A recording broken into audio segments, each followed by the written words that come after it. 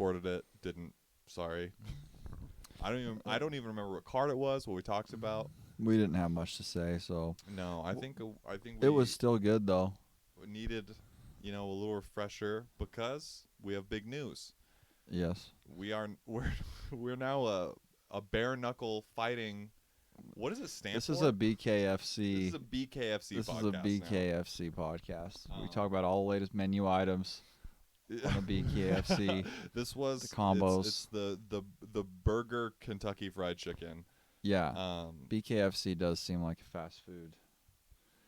It seems like the Double Down. It seems like the least healthy option of combat sports for sure. It seems like it's two like chicken fried, or like two slabs of fried chicken with some bacon and Swiss in You between. had a Double Down recently. Oh yeah, and yeah, I can share my experience a little bit.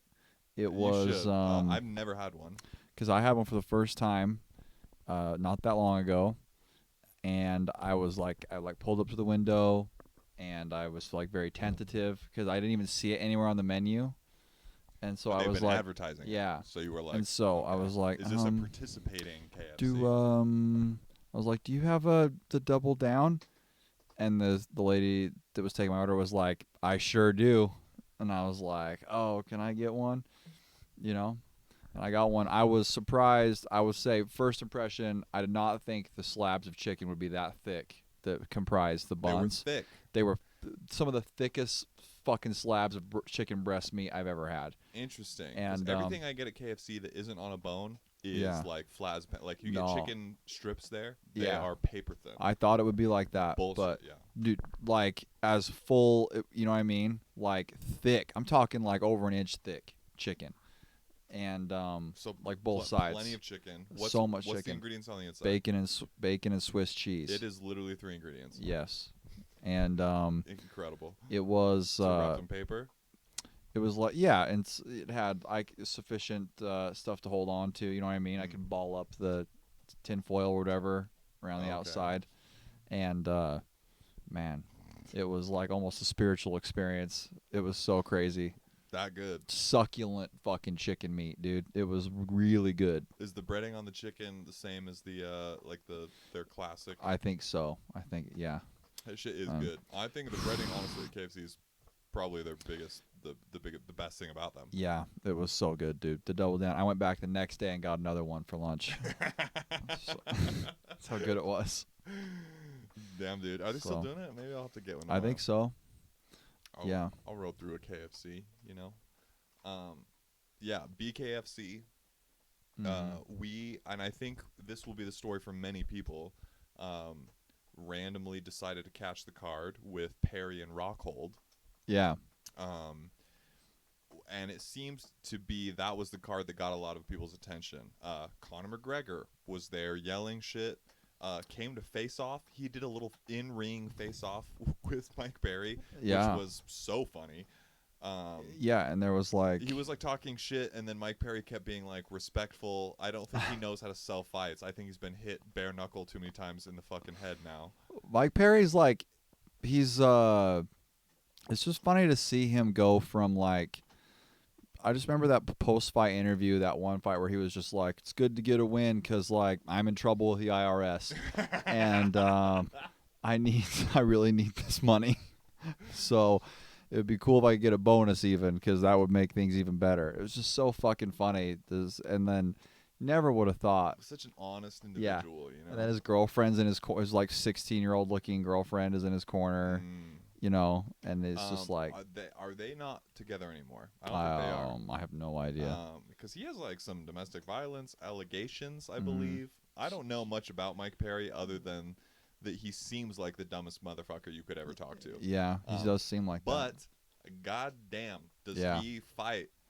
In the BKFC, it seems like it's the perfect spot. They should call him the naked right, dude. The naked fist. The naked right hand, dude. Yeah. That's God. I love that whoever is commentating, which honestly, hire us. Yeah. These commentators are dorks. They are really bad. They seem to have like a color commentator that they like invite to say things, and he's just like, well, I don't know. He's just like some guy. Yeah. Like it seems like they could be any random fucking people. Just like I saw some shit like that on my porch from my porch one time in the street out front. There was a fight that reminded me of this. We are just as qualified as Yeah. whoever is doing it.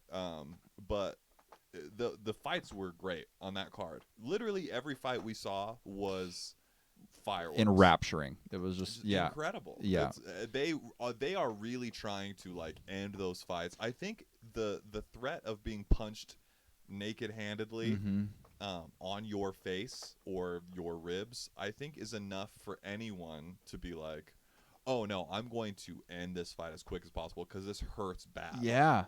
It hurts to do it probably. Oh it god, hurts your hands must feel like shit after, right. like just so bad. And getting tagged once probably is enough to be like, oh no, I gotta get out of here as quick as possible. The people participating in it, they have a certain swagger about them too. Like I think they think it's cool. It's cool to fucking tape your hands up like that, you know what I mean, and then go in an inch down from the knuckles. Yeah. Knuckles uncovered. You taping your wrists, and you just are going in there and support you are your just wrists. throwing haymakers. Yeah, it's like even the female fighters. Oh yeah. In these BKFC cards, just throwing hands like I have never seen. They were before. trying to fucking end each other's lives. It was crazy. It was so good. So Yeah. this card, if you haven't seen it, you can go back. I believe it's all on YouTube. Luke Rockhold, just had his teeth literally punched out of his mouth. Yeah.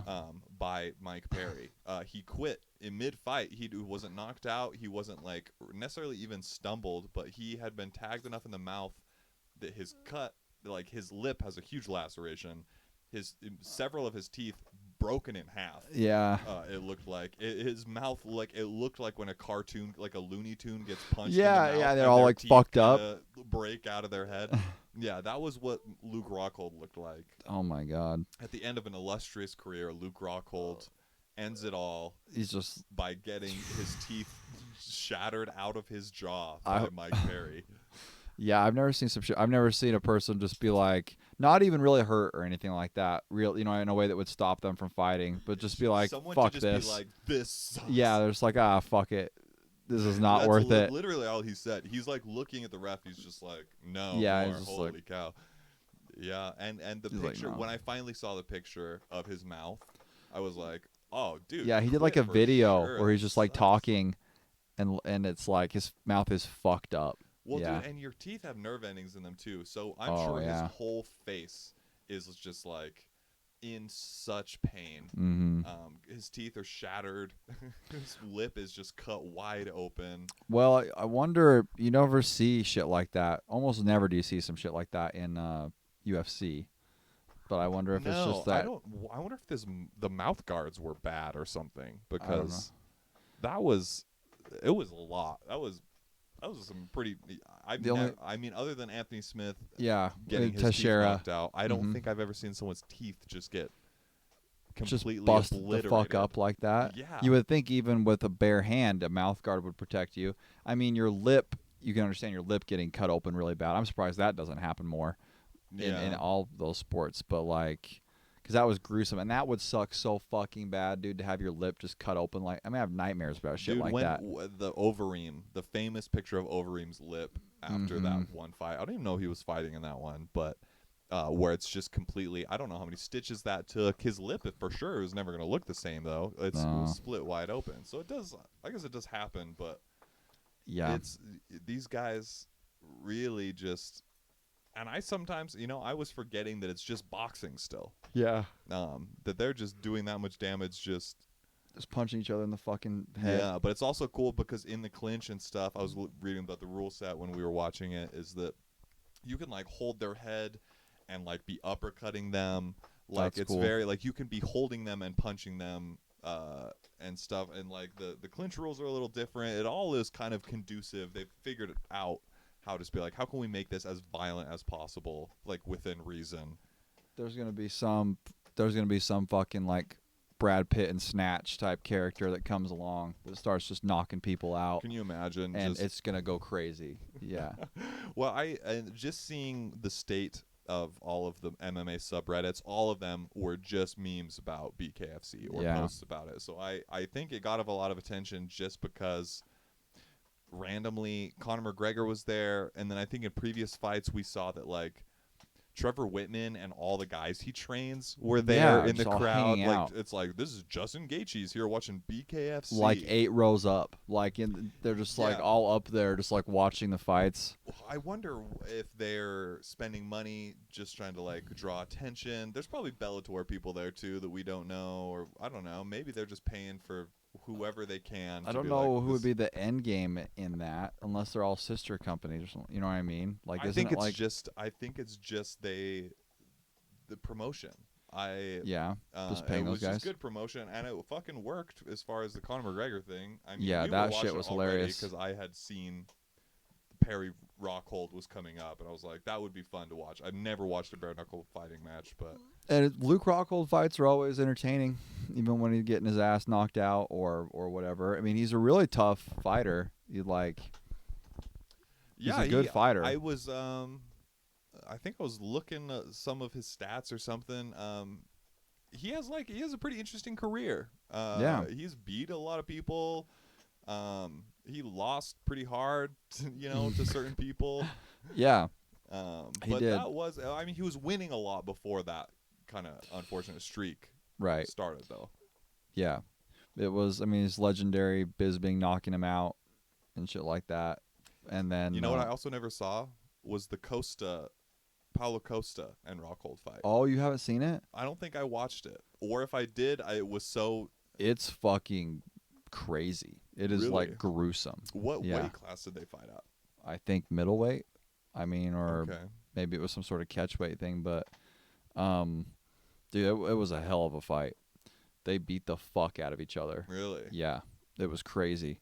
And Luke Rockhold looked pretty. Luke Rockhold was just gassed. Like his cardio was just not great. And He's been he out was for a couple years. yeah, he was completely gassed, and he was still just hanging in there and throwing these like vicious body kicks and shit like that on Costa. And then it like ended on the ground, and Luke Rockhold's face was just like covered in blood. It was just bleeding profusely.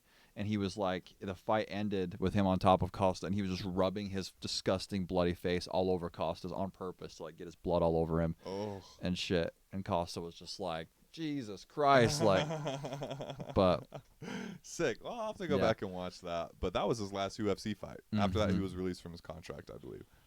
yeah, Wow. Well, good for him. And honestly, good for him for throwing in the towel on the BKFC thing. That was pretty gnarly. He was getting worked. It seemed like he legit probably got punched one time and was like, oh, like you could kind of read it that Like, he was like, this don't- was a massive mistake. don't like that.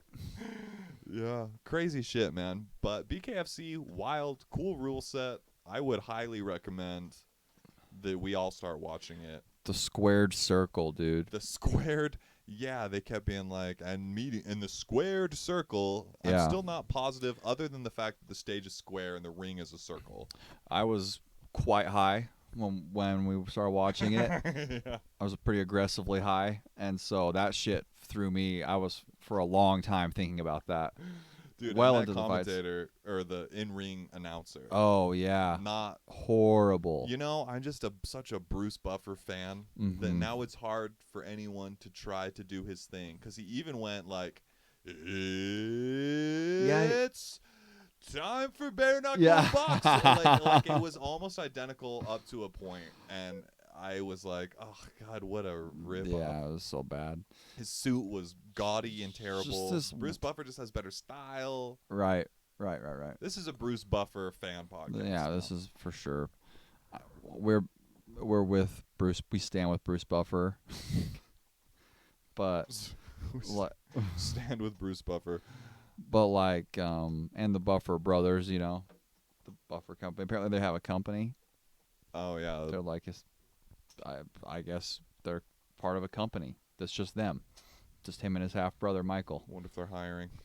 Yeah, they're looking for another I'll brother. change another Buffer brother. I would change my name. Fuck it.